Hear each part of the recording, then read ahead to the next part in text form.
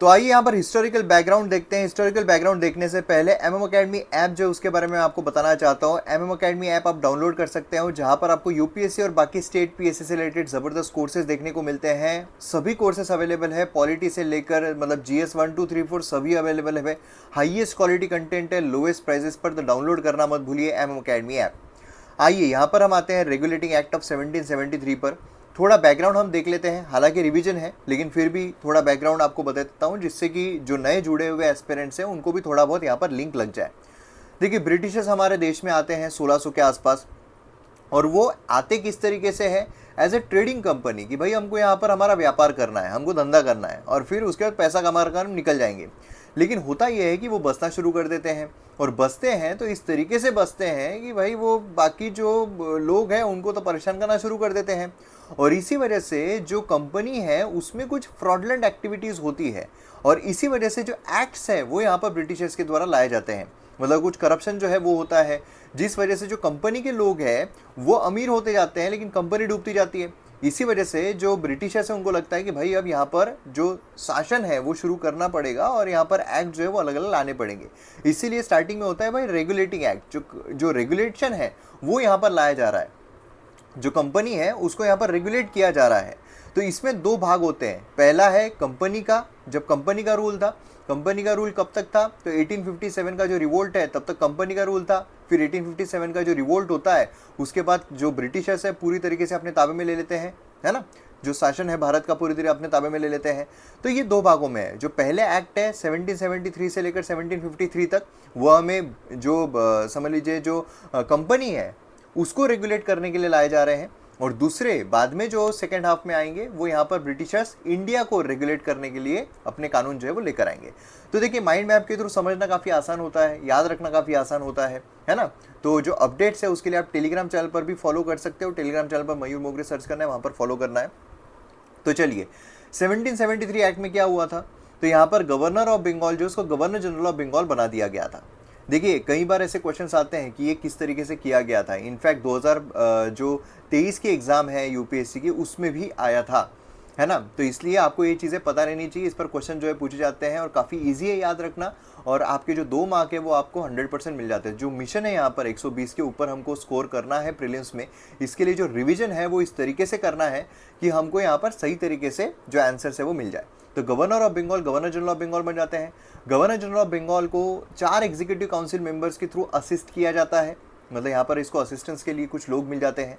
Then बाकी जो governors है बॉम्बे और मद्रास के, इनको सबॉर्डिनेट बना दिया जाता है। हालांकि स्टार्टिंग में सबॉर्डिनेट नहीं बनते हैं, लेकिन सबॉर्डिनेट बना दिया जाता है कि भाई यहाँ पर श्रेष्ठ कौन है, बंगाल का है, बाकी जो बॉम्बे और मद्रास के वो उसके अंडर में रहेंगे। प्राइवेट ट्रेड, क्योंकि इसी से पूरा मसला शुरू हुआ था, करप्शन शुरू हुआ था। लोग जो है वो क्या कर रहे थे, जो कंपनी के लोग हैं प्राइवेटली माल को बेच रहे थे। मतलब समझ लीजिए मेरे पास एक साबुन है, तो वो साबुन जो है वो मैं कंपनी के थ्रू बेचता हूँ, तो मुझे कंपनी की सैलरी मिल रही है ना। लेकिन साबुन जो मैं बेचूंगा, समझ लीजिए 10 रुपये की साबुन बेची तो 10 रुपये किसको मिलेंगे, कंपनी को मिलेंगे। लेकिन मैं प्राइवेटली अगर बेचूँ तो ये 10 रुपये भी मेरे, सैलरी भी मेरी। तो इसलिए लोग अमीर होते जा रहे थे, कंपनी डूबती जा रही थी। तो ये प्राइवेट ट्रेड को बंद कर दिया गया। कोर्ट ऑफ डायरेक्टर जो है वो यहाँ पर लाए गए, जिससे कि रेवेन्यू और सिविल मिलिट्री अफेयर जो है उनको यहाँ पर रिपोर्ट किया जा सके। सुप्रीम कोर्ट जो है कलकत्ता में वो स्टैब्लिश किया गया, 1 chief justice of India and 3 other जजेस। देन उसके बाद आता है अमेंडिंग एक्ट, क्योंकि इसमें कुछ खामियां थी। जैसे कि सुप्रीम कोर्ट जो है वो लाया गया, तो जो लोग थे मतलब ब्रिटिशर्स थे, उनको ये लगा इंडिया में जो ब्रिटिशर्स थे कि यार ऐसे कैसे, जो इंडियंस है वो भी यहाँ पर हमारे जो रूल्स है उसके अंडर में आएंगे, हम भी उसी रूल्स के अंडर में आएंगे क्योंकि हम तो श्रेष्ठ हैं। तो इसलिए यहाँ पर कुछ अमेंडमेंट जो है वो लाए गए। अमेंडिंग एक्ट आता है 1781 में, तो इसको डिक्लेरेटरी एक्ट 1781 या फिर एक्ट ऑफ सेटलमेंट भी कहा जाता है, क्योंकि यहाँ पर गवर्नर जनरल भी चिढ़ जाता है कि भाई मैं भी कैसे उसी कानून में आऊँगा जिस कानून में भारतीय लोग आ रहे हैं। जो पावर है सुप्रीम कोर्ट की, उनको कर्टेल कर दिया गया। सुप्रीम कोर्ट की पावर पहले गवर्नर जनरल के ऊपर भी थी, पहले ब्रिटिशर्स के ऊपर भी थी, अब उसको कर्टेल कर दिया गया, है ना, गवर्नर जनरल और उसकी काउंसिल के फेवर में, कि भाई तुम लोग इसके अंडर में नहीं आने वाले हो, इंडियंस आने वाले हैं, है ना। सर्वेंट जो है गवर्नमेंट के, उनको इम्यून कर दिया गया कि भाई कुछ भी अगर वो करते हैं तो उनको इम्यून नहीं, तुम सुप्रीम कोर्ट जो है वो तुमको कुछ भी हाथ भी नहीं लगाएगा, तुम उसके बारे में निश्चिंत रहो, है ना। और उसी के साथ साथ ये जो एक्ट है ये बेसिकली क्या करता है, असर्ट करता है मुस्लिम केसेस मुस्लिम लॉ के तहत होंगे और हिंदू केसेस हिंदू लॉ के तहत होंगे। ये फर्स्ट अटेम्प्ट था इंडिया में separation of executive from judiciary. जो जुडिशरी है उससे एग्जीक्यूटिव को सेपरेट कर दिया गया। आज हमारे पर सेपरेशन ऑफ पावर है, हमें क्या देखने को मिलता है, एग्जीक्यूटिव लेजिस्लेचर एंड जुडिशरी, है ना, ये पहला अटेम्प्ट था यहाँ पर जहाँ पर इनको सेपरेट किया गया था। तो ये भी आ सकता है कि कौन सा ऐसा एक्ट था जहाँ पर सेपरेशन देखने को मिला था एग्जीक्यूटिव से जुडिशरी का, और ऐसे क्वेश्चन आए हुए हैं। देन उसके बाद हमें देखने को मिलता है पिट्स इंडिया एक्ट। वो कब आया? 1784 में। इसमें गवर्नर जनरल के एग्जीक्यूटिव काउंसिल को फ्रॉम 4 to 3 कर दिया गया। क्यों 4 से 3? क्योंकि भाई पहले 4 थे तो यहाँ पर वो गवर्नर कुछ भी लेकर आता था तो इसको ब्लॉक कर देते थे कि भाई तुम्हारा नहीं चलेगा। 3 लाए कि भाई वीटो करने में, वोटिंग करने में आसानी होगी, है ना। देन उसके बाद सिस्टम ऑफ डबल गवर्नमेंट आई। डबल गवर्नमेंट मतलब board of control and court of directors दोनों आए। Board of control political affair देख रहे थे, court of director commercial affairs देख रहे थे। ठीक है, पॉलिटिकल अफेयर मतलब जो भी पॉलिटिक्स से रिलेटेड होता है, कमर्शियल मतलब जो भी पैसों से रिलेटेड है वो सब कोर्ट ऑफ डायरेक्टर्स देखते थे। देन उसका सप्लीमेंट्री एक्ट आता है। सप्लीमेंट्री मतलब क्या है भाई? बीच में घुसाया गया एक्ट है ना, इसकी ज़रूरत नहीं थी लेकिन फिर भी बीच में कुछ ऐसी खामियां थी इस एक्ट में जिसको पूरा करने के लिए सप्लीमेंट के तौर पे इसको लाया गया है, जिसमें गवर्नर जनरल को पावर दी गई जिससे कि काउंसिल को ओवरराइड कर सकता है और कमांडर इन चीफ बना दिया गया। ऐसा क्वेश्चन आया था, कौन से एक्ट के तहत गवर्नर जनरल को कमांडर इन चीफ बना दिया गया था? Supplementary act of 1786। ठीक है, सिविल एंड मिलिट्री ऑफिसर जो है उनको ऑर्डर किया गया है कि उनकी प्रॉपर्टी डिस्क्लोज करना पड़ेगा ज्वाइनिंग के 2 महीने के अंदर अंदर, उनकी जो भी प्रॉपर्टी है। सीवियर पनिशमेंट जो है करप्ट ऑफिसर्स को दी जा रही थी। तो ये कुछ चीज़ें यहाँ पर लाई गई। देन उसके बाद आता है चार्टर एक्ट ऑफ 1793। 1793 आता है। इसमें टेरिटोरियल पोजीशन देखने को मिलता है। एक्सक्लूसिव प्रिविलेजेस, मोनोपोली जो है 20 साल के लिए एक्सटेंड कर दी गई। क्या है, जो ईस्ट इंडिया कंपनी है उनके पास मोनोपोली थी ट्रेड करने की, बाकी और कोई भी कंपनी इंडिया में आके ट्रेड नहीं कर सकती थी। तो ये मोनोपोली जो इनकी और 20 साल के एक्सटेंड कर दी गई। सैलरी जो है बोर्ड ऑफ कंट्रोल की वो यहाँ पर इंडियन रेवेन्यू से आ रही थी, मतलब यहाँ पर इंडिया से जो पैसा आ रहा है, इंडियन लोगों के द्वारा जो पैसा लिया जा रहा है उसी के थ्रू अब इनको सैलरी दी जा रही थी। समझ रहे हो आप? गवर्नर जनरल पावर जो है उसको स्ट्रेंथन कर दिया गया बाकी प्रेसिडेंसीज के ऊपर भी, मतलब अब वो यहाँ पर जो वाइस प्रेसिडेंट है उनको भी अपॉइंट कर सकता था। देन उसके बाद यहाँ पर चार्टर एक्ट ऑफ 1813 आता है, 20 साल के बाद आया, है ना। इसमें ट्रेडिंग प्रिविलेजेस जो है उनको रिन्यू कर दिया गया और 20 साल के लिए। लेकिन यहाँ पर चाय और चाइना, चाय जो टी है उसमें इनकी मोनोपोली ख़त्म कर दी गई और चाइना के साथ जो मोनोपोली है वो ख़त्म कर दी गई थी। ब्रिटिश सब्जेक्ट जो है वो यहाँ पर इंडिया में जा सकते हैं, मतलब जो ब्रिटिशर्स लोग हैं वो इंडिया में जा सकते हैं एज अ ट्रेडर या मिशनरीज। मिशनरीज मतलब जो यहाँ पर क्रिश्चियनिटी को प्रमोट करेंगे। 1 लाख जो है एजुकेशन के प्रमोशन के लिए दिए गए थे। तो ये कुछ 1813 के चार्टर एक्ट में किया गया। देन उसके बाद हमें देखने को मिलता है चार्टर ऑफ एक्ट ऑफ 1833। इसमें गवर्नर जनरल ऑफ बंगाल को गवर्नर जनरल ऑफ इंडिया बना दिया गया, मतलब सुप्रीम अथॉरिटी यहाँ पर दी गई है ना, सुप्रीम अथॉरिटी दी गई है। अब देखिए यहाँ पर आपको ऐसा लग रहा होगा कि मैं अगर फास्ट जा रहा हूँ तो यहाँ पर मैं रिवीजन पर्सपेक्टिव से जा रहा हूँ। आपको अगर डिटेल में इसका पूरा एनालिसिस, मतलब इसके क्या पॉजिटिव्स थे क्या नेगेटिव्स थे, उसी के साथ साथ हर एक्ट में क्या उसके सिग्निफिकेंस थे, क्या उसका इम्पैक्ट पड़ा, ये सारी चीज़ें डिटेल में प्रीलिम्स और मेंस ओरिएंटेड जानना है तो जैसा मैंने आपको कहा MM अकेडमी ऐप डाउनलोड कीजिए। उसमें पूरा पॉलिटी का कोर्स प्लस बाकी भी कोर्सेस अवेलेबल है जो प्रीलिम्स और मेंस दोनों ओरिएंटेड आपको हेल्प दिलाते हैं। तो यहाँ पर हम रिविजन कर रहे हैं। तो यहाँ पर governor general of India law commission जो उसको फॉर्म किया गया है ना, इंडियन लॉज जो उनको यहाँ पर कंसोलिडेट और इम्प्रूव किया जा सके। द नंबर ऑफ मेंबर जो है गवर्नर जनरल काउंसिल के वो यहाँ पर फिर से 4 पे फिक्स कर दिया, क्योंकि अब इसके पास ओवरराइडिंग पावर भी थी। तो अब यहाँ पर ब्लॉक करने को कोई मतलब नहीं। अगर 2 लोग बोलते हैं हाँ, 2 लोग बोलते हैं ना, तो पहले ऐसा था भाई ब्लॉक हो गया, लेकिन अब गवर्नर जनरल जो है उसके पास ओवरराइडिंग पावर है कि भाई मैं बोल रहा हूँ यहाँ पर तो यही होगा। ठीक है, कंपनीज की कमर्शियल मोनोपोली जो है वो यहाँ पर अब ख़त्म कर दी गई थी, अब एडमिनिस्ट्रेटिव बॉडी बन चुकी थी। देन उसके बाद यहाँ पर जो ओपन कंपटीशन है सिविल सर्विसेज में वो भी यहाँ पर लाने का अटेम्प्ट किया गया था। ला नहीं पाए थे लेकिन अटेम्प्ट किया गया था। जो स्लेवरी उसको एबोलिश करने के मेजर्स लिए गए थे। देन उसी के साथ साथ जो president of board of control है वो यहाँ पर मिनिस्टर बन जाता है ऑफ इंडियन अफेयर्स का। तो ये कुछ 1833 एक्ट के तहत लाया गया था। इसको सेंट हेलेना एक्ट जो है वो भी कहा जाता है। क्यों सेंट हेलेना एक्ट कहा जाता है क्या आप मुझे कमेंट सेक्शन में बता सकते हैं। देन उसके बाद कंपनी के रूल में लास्ट एक्ट आता है जो कि है चार्टर एक्ट ऑफ 1853। इसमें number of member of court of director जो उनको रिड्यूस कर दिया गया 1824 से, है ना, और उसी में से 6 जो है वो क्राउन नॉमिनी थे। मतलब आप समझ रहे हो, अब यहाँ पर क्राउन जो है, जो मतलब ब्रिटिश अथॉरिटी है, वो यहाँ पर अपना दबदबा बना रहे थे। सेपरेशन जो है एग्जीक्यूटिव एंड लेजिस्लेटिव फंक्शंस का वो यहाँ पर किया गया। जो एग्जीक्यूटिव और जुडिशरी है वो कौन से इसके तहत सेपरेट की गई थी, कमेंट सेक्शन में बताइए। अब यहाँ पर एग्जीक्यूटिव एंड लेजिस्लेचर जो है उनको सेपरेट किया गया 1853 एक्ट के तहत। ठीक है, दोनों चीज़ें बहुत इंपॉर्टेंट है, ये क्वेश्चन आया था यूपीएससी प्रीलिम्स में। लॉ मेंबर जो है included in legislative council as well as full member of legislative council बना दिए गए। फर्स्ट टाइम लोकल रिप्रेजेंटेशन जो है वो भी इंट्रोड्यूस किया गया था इंडियन लेजिस्लेटिव काउंसिल का। सिविल सर्विसेज जो है अब ओपन कंपटीशन लाई गई। जो सेपरेट गवर्नर है बंगाल प्रेसिडेंसी, ये यहाँ पर लाया गया। गवर्नर मतलब बेसिकली पहले क्या था, गवर्नर ऑफ बंगाल था। देन उसके बाद गवर्नर जनरल ऑफ बंगाल जो है वो बना दिया गया। देन उसके बाद गवर्नर जनरल ऑफ इंडिया, जो गवर्नर जनरल ऑफ बंगाल है उसी को गवर्नर जनरल ऑफ इंडिया बना दिया गया। अब यहाँ पर क्या हुआ, इंडिया वाला अब सुप्रीम बन गया, अब गवर्नर जनरल ऑफ बंगाल अलग से भी इसको बना, मतलब दूसरे लोगों को बना दिया गया। तो ये यहाँ पर हमें देखने को मिलता है। तो यहीं पर अब 1857 में रिवोल्ट होता है, उसके बाद जो कंपनी है सब कुछ अपने ताबे में लेती है और यहीं से शुरू होता है ब्रिटिशर्स का शासन। तो यहाँ पर हमें देखने को मिलता है गवर्नमेंट ऑफ इंडिया एक्ट। देखिए अब यहाँ पर गवर्नमेंट ऑफ इंडिया एक्ट आ रहा है, पहले था रेगुलेटिंग एक्ट, चार्टर एक्ट, इस तरीके से हमें देखने को मिल रहे थे जो कंपनी रूल कर रही थी। अब यहाँ पर आ रहा है गवर्नमेंट ऑफ इंडिया एक्ट 1858। इसके तहत क्या हुआ, ईस्ट इंडिया कंपनी को एबॉलिश कर दिया गया, ख़त्म कर दिया गया। भाई ईस्ट इंडिया कंपनी हमारे लिए अब मर चुकी है। अब यहाँ पर जो पावर है वो सब कुछ ब्रिटिश क्राउन के हाथ में दिया जाएगा। जो डेसिग्नेशन है गवर्नर जनरल ऑफ इंडिया का वाइसरॉय में कन्वर्ट कर दिया गया और कैनिंग पहला बनता है। ठीक है, डबल गवर्नमेंट जो है एबॉलिश कर दी गई। बोर्ड ऑफ कंट्रोल और कोर्ट ऑफ डायरेक्टर्स जो उनको यहाँ पर ख़त्म कर दिया गया, जो पहले लाया गया था।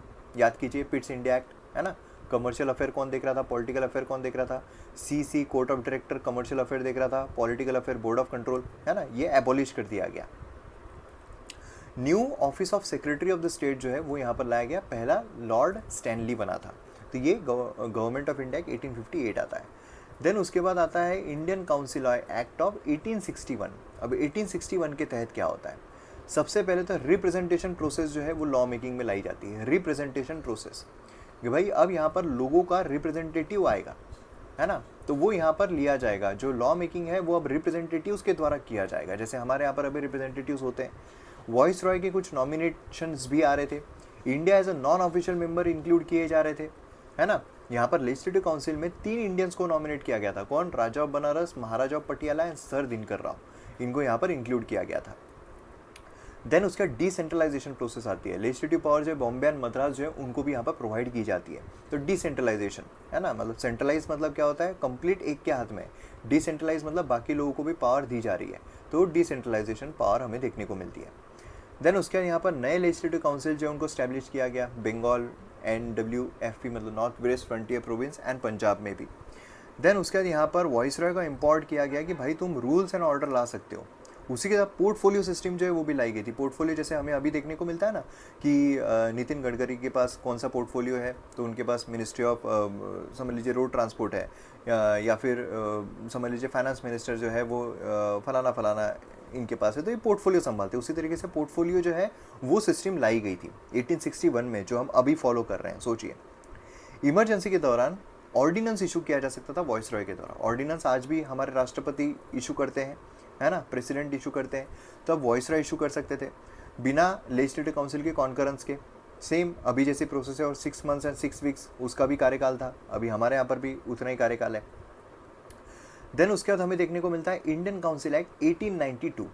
1892 में क्या हुआ, तो यहाँ पर मेंबर जो है non official member central and provincial legislative council में उनको इंक्रीज कर दिया गया, लेकिन ऑफिशियल मेजोरिटी जो है वो यहाँ पर मेंटेन की गई थी।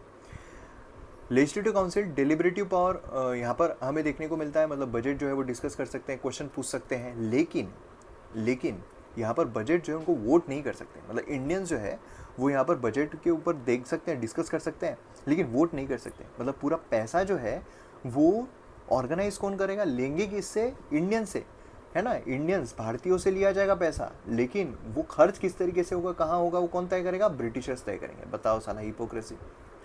Then provincial council principle of representation जो है उसको इंट्रोड्यूस किया गया। Nomination and non official members है, रिकमेंडेशन ऑफ सर्टन बॉडीज ये हमें देखने को मिली। वोटिंग का राइट यहाँ पर नहीं था, जो इंडियंस है वोट नहीं कर सकते थे। सर्टन सेंट्रल लेजिस्लेटिव काउंसिल जो है प्रोविंशियल काउंसिल वो नॉमिनेट कर सकते थे, ठीक है, तो नॉमिनेशन हमें देखने को मिल रहा था। एंड उसी के साथ लेजिस्लेटिव काउंसिल जो उनको एम्पावर किया गया कि वो लॉज बना सकते हैं, ओल्ड लॉज को रिपेल कर सकते हैं, ठीक है, ये चीज़ें हमें देखने को मिली। लेजिस्लेटिव काउंसिल मतलब समझ लीजिए आज हमको जैसे हमारी काउंसिल ऑफ मिनिस्टर्स देखने को मिलते हैं, उसी तरीके से काउंसिल हमें देखने को मिल रही थी, जिसमें कुछ इंडियंस भी थे लेकिन उनके पास पावर नहीं थी। देन उसके बाद आता है इंडियन काउंसिल एक्ट 1909। अब 1909 में क्या हुआ, जो साइज है लेजिस्लेटिव काउंसिल की, सेंट्रल और प्रोविंशियल दोनों इसमें इंक्रीज कर दी गई। सेंट्रल मतलब जो ब्रिटिशर्स की इसमें, प्रोविंशियल मतलब जो राजा रजवाड़ों के हाथ में दी गई थी वो प्रोविंसेस समझ लीजिए, जैसे हमारे यहाँ पर अभी स्टेट्स हैं उसी तरीके से प्रोविंसेस। प्रिंसली स्टेट्स वो अलग थे, प्रिंसली स्टेट्स के हेड कौन थे, राजा रजवाड़े थे, ठीक है। तो सेंटर मतलब जैसे आज हमारे यहाँ पर सेंट्रल है, प्रोविंशियल मतलब समझ लीजिए जैसे हमारे यहाँ पर स्टेट्स है। एंड यहाँ पर आप देखोगे तो जो नंबर ऑफ मेंबर्स है सेंट्रल लेजिस्लेटिव काउंसिल में, उनको रेस कर दिया गया फ्रॉम 16 to 16, मतलब बढ़ा दिए गए थे, लोग बढ़ा दिए गए। फर्स्ट टाइम एक्ट जो है वो रिकग्निशन देता है कम्युनल रिप्रेजेंटेशन के लिए भी। कम्युनल इसलिए इसको फादर ऑफ कम्युनल इलेक्टोरेट भी कहा जाता है। मतलब यहाँ पर कम्युनल इलेक्टोरेट मतलब क्या है कि मुस्लिम्स जो मेंबर खड़ा रहेगा उसको मुस्लिम ही वोट कर पाएगा, ठीक है। तो ये चीज़ हमें देखने को मिली। इंडियन सब सप्लीमेंट्री क्वेश्चन भी पूछ सकते थे बजट में, है ना, रिजोल्यूशन भी मूव कर सकते थे, कुछ आइटम्स जो उस पर वोट भी कर सकते थे। एसोसिएशन जो इंडियंस का वॉइसरॉय एग्जीक्यूटिव काउंसिल में, वो यहाँ पर ले आ गया। और पहले कौन थे, सत्येंद्र प्रसाद सिन्हा जो है पहले इंडियन बने थे। इलेक्टेड मेंबर जो है इनडायरेक्टली इलेक्टेड होते हैं, ये काफ़ी इंपॉर्टेंट है, इनडायरेक्टली इलेक्टेड यहाँ पर लाए गए थे, ठीक है। देन उसके बाद आता है गवर्नमेंट ऑफ इंडिया 1919। इसमें बेसिकली अगर आप देखोगे तो हमें देखने को मिलता है central control over provinces relax कर दिया गया। मतलब समझ लीजिए आज जो हमारे मोदी जी का कंट्रोल है सेंटर का बाकी स्टेट्स पर, तो उसको कम कर दिया गया, ऐसा यहाँ पर हमें आज के रूप में देखने को मिलता है। तो यहाँ पर सेंट्रल कैसे रिलैक्स कैसे होगा, स्टेट्स को पावर देकर, उसी तरीके से प्रोविंसेस को पावर देकर। प्रोविंसेस को पावर कैसे मिलेगी, जैसे हमारे यहाँ पर हम बोलते हैं कि फेडरेशन हमारे यहाँ पर है, फेडरल गवर्नमेंट है, स्टेट्स को भी पावर है। तो हम कैसे बोलते हैं स्टेट्स को भी पावर है, क्योंकि हमारे यहाँ पर अलग अलग लिस्ट है, state list, concurrent list, central list. State list में वो सब्जेक्ट्स होते हैं जिस पर एक्सक्लूसिवली जो राज्य सरकारें हैं वो कानून बना सकती है। उसी तरीके से प्रोविंशियल सब्जेक्ट्स भी हमें देखने को मिले। प्रोविंशियल सब्जेक्ट्स में कुछ सब्जेक्ट्स जो है वो ट्रांसफर्ड सब्जेक्ट्स थे, कुछ रिजर्व सब्जेक्ट्स थे, ठीक है। ट्रांसफर्ड मतलब एजुकेशन, हेल्थ जो इतनी इंपॉर्टेंट नहीं है, तो गवर्नर और मिनिस्टर्स उनको करते थे। और कुछ रिजर्व मतलब कुछ की डिपार्टमेंट्स थे, जैसे फाइनेंस हो गया, ये सब हो गया, उसको गवर्नर एग्जीक्यूटिव काउंसिल ही देखते थे, वो इंडियंस लोगों को इसमें लेना नहीं था, ठीक है। और यही जो है यहाँ पर हमें इसको डायरकी बोलते हैं, ठीक है। तो डायरकी यहाँ पर प्रोविंसेस में लाई गई थी 1919 के एक्ट के थ्रू, तो ये काफ़ी इंपॉर्टेंट चीज़ है। देन उसके बाद यहाँ पर प्रोविंशियल बजट जो है वो भी हमें देखने को मिलता था, मतलब प्रोविंसेस के पास खुद का बजट जो है वो भी लाने की यहाँ पर पावर दी गई थी, तो मतलब उनके पास पावर थी। बाई कैमरलिज्म जैसे हमारे यहाँ पर अभी देखने को मिलता है Lok Sabha, Rajya Sabha, legislative assembly, legislative council, वैसे ही था, upper house, lower house, council of state, legislative assembly, ठीक है। देन उसके बाद हमें देखने को मिलता है साइमन कमीशन जो 1927 में आता है। इसमें डायरकी को एबोलिश कर दो भाई, रिस्पॉन्सिबल गवर्नमेंट डालो, फेडरेशन जो है ब्रिटिश इंडिया प्रिंसली स्टेट डालो, कम्युनल इलेक्टोरेट को कंटिन्यूएशन करो, ये चीज़ें यहाँ पर बताई गई थी। देन उसके बाद हमें देखने को मिलता है गवर्नमेंट ऑफ इंडिया 1935। इसमें काफ़ी सारी चीज़ें लाई, मतलब इसको हमारे संविधान में ये गवर्नमेंट ऑफ इंडिया एक्ट 1935 से काफ़ी सारी चीज़ें जो है उसको ली गई है। तो इसमें अगर आप देखोगे तो ऑल इंडिया फेडरेशन जो है वो यहाँ पर बेसिकली लाया गया। ऑल इंडिया फेडरेशन, इसमें federal list, provincial list, concurrent list ये हमें देखने को मिलता है। जो प्रोविंसेस में डायर किया उसको एबॉलिश कर दिया गया, ठीक है। रिस्पॉन्सिबल गवर्नमेंट ये यहाँ पर देखने को मिली। जो डायर के सेंटर में उसको अडॉप्ट किया गया, ठीक है, सेंटर में अडॉप्ट किया गया। डायर की क्या है अभी हमने देखा था सब्जेक्ट्स के बारे में, transfer subject, reserve subject. Bicameralism जो है 6 आउट ऑफ 11 प्रोविंसेस में लागू किया गया।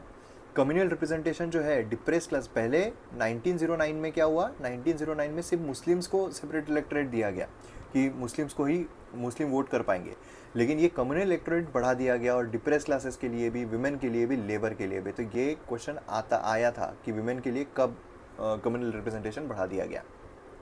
तो 1935 फेडरल कोर्ट ये यहाँ पर लाया गया। बेसिकली पब्लिक सर्विस कमीशन जैसे हमारे यहाँ पर है, सेंट्रल यूपीएससी, जो स्टेट पीसीएस है वो, रिजर्व बैंक ऑफ इंडिया देखने को मिलता है। जो फ्रेंचाइज है 10% ऑफ टोटल पॉपुलेशन अब ये वोट कर पाएगी, तो फ्रेंचाइज बढ़ा दी गई। ये जो इंडियन स्टैब्लिश्ड एक्ट, तो काउंसिल को एबॉलिश कर दिया गया। And secretary of the state जो इंडिया को, उनको टीम ऑफ एडवाइजर से प्रोवाइड किया गया। तो ये कुछ बेसिक चीज़ें हैं। देन उसके बाद फाइनली जो इंडियन इंडिपेंडेंस एक्ट है 1947 का, वो हमें देखने को मिलता है। तो इसमें सब एंड किया गया, जो भी चीज़ें थी सब एंड देखने को मिलेगा आपको। ब्रिटिश रूल खत्म हो गया, पार्टीशन हो गया, ऑफिस ऑफ वॉइसरॉय खत्म हो गया। यहाँ पर फिर से जो बेसिकली गवर्नर जनरल है वो यहाँ पर देखने को मिला था, तो माउंट बेटन जो है वो हमें देखने को मिला, ठीक है। देन उसके बाद यहाँ पर जो अथॉरिटी है ब्रिटिश की प्रिंसली स्टेट्स पर वो ख़त्म कर दी गई, उनको पावर दी गई कि भाई तुम इंडिया को या पाकिस्तान दोनों में से किसी को भी ज्वाइन कर सकते हो। जो एम्परर ऑफ इंडिया है वो टाइटल ड्रॉप कर दिया गया। जो office of secretary of state है उसको एबॉलिश कर दिया गया, ठीक है। देन उसके बाद यहाँ पर जो कॉन्स्टिट्यूंट असेंबली है उसको यहाँ पर क्रिएट किया गया। देन बाउंड्री जो है डोमिनियन स्टेट्स के बीच में वो डिटरमाइन की गई, है ना। रेड क्लिफ जो था उसको बुलाया गया, उसने बाउंड्री आकी। British monarchy on the right to veto ये सब ख़त्म कर दिया गया कि भाई ब्रिटिशर्स जो है कोई भी बिल पे वोट नहीं कर पाएंगे, सब कुछ इंडियन करेंगे। Governor general of India and provincial governor as a constitutional head जो है स्टेट के वो डेसिग्नेट किए गए। कॉन्स्टिट्यूंट असेंबली जो है वो फॉर्म की गई और यहाँ पर वही पार्लियामेंट बनी। तो ये कुछ चीज़ें हैं जो हमें एक्ट के थ्रू देखने को मिलती है। तो अब ये हमारा था हिस्टोरिकल बैकग्राउंड जो हमने फर्स्ट चैप्टर यहाँ पर कंप्लीट किया है। अब यहाँ पर नेक्स्ट चैप्टर पढ़ते हैं और नेक्स्ट चैप्टर में क्या चीज़ें थी उनको भी माइंड मैप के थ्रू देखते हैं। तो मैं उम्मीद करता हूँ आपको जो माइंड मैप है उससे फास्ट रिवीजन यहाँ पर आपकी हो रही है और दिमाग में बैठता जा रहा है। तो वीडियो को शेयर करना मत भूलिएगा।